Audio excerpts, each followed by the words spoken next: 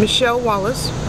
I'm a professor of English, a writer of books, Black Macho and the Myth of the Superwoman, Invisibility Blues, and Dark Designs in Visual Culture. And I'm currently working on another project having to do with my family called Soul Pictures, Black Feminist Generations, about the 4 or 5 generations of my family of women and their productivity, especially in terms of visual imagery. Advice about advice. A story. A time that I needed advice. Well, I guess I'm going to sit here and think about that for 4 minutes while your tape runs. I'm always going through a turning point in my life. I'm going through one right now. Always. And it's always a big deal when you write a book. The book that I'm writing is a book in which I imagine that it will serve as a model and a series of advice for a number of people.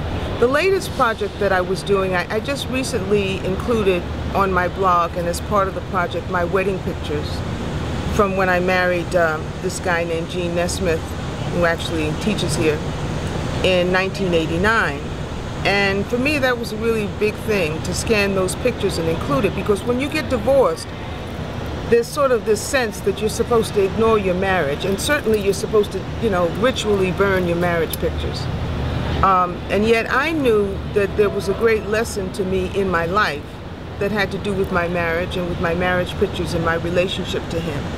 Mistakes that he'd made, mistakes that I made, mistakes that I did not want to repeat again.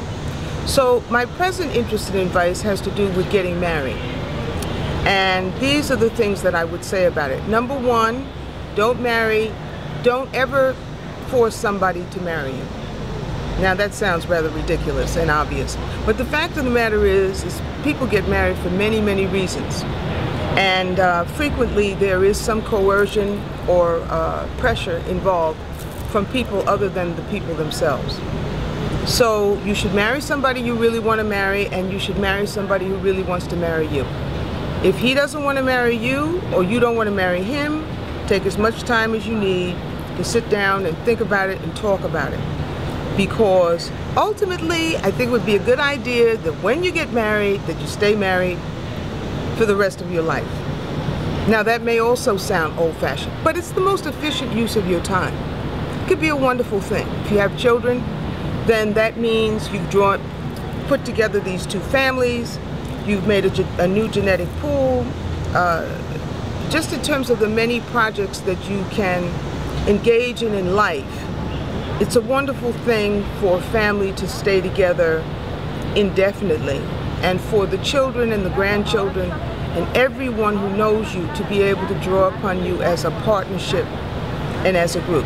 So what I would say is extremely important who you choose to marry. It's also okay if you don't want to get married, and it's okay not to have children. All of those things around those decisions, I think one should carefully weigh and think about for oneself as an individual. One of the major things you can do in terms of preparing yourself for that is to look very closely at what your mother and father have done, and to be as interested as they are willing to be forthcoming about their own experience of these issues for themselves and in their families, because everything that has happened to them and that they will experience, you will experience as well.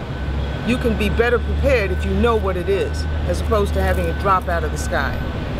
So that would essentially be my a kind of advice that I'm thinking about really very much now, because I find myself surrounded by young people wanting to get married, getting married for the wrong reasons, ending up breaking up, being distraught and traumatized by it, really. I mean, it's just amazing, and I think a lot of it is avoidable, mainly because we don't share these experiences one another. It's just like some big secret. How do you do it?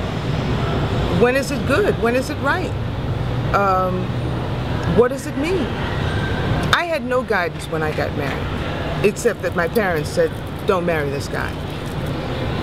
But they came to the wedding, and I got married, and he's still one of my best friends, even though we broke up. Which I think, you know, he said he wanted to get a divorce, and I think I probably agreed to that too quickly. That's another thing. I should have struggled more to keep the marriage. So anyway, this is all very personal, but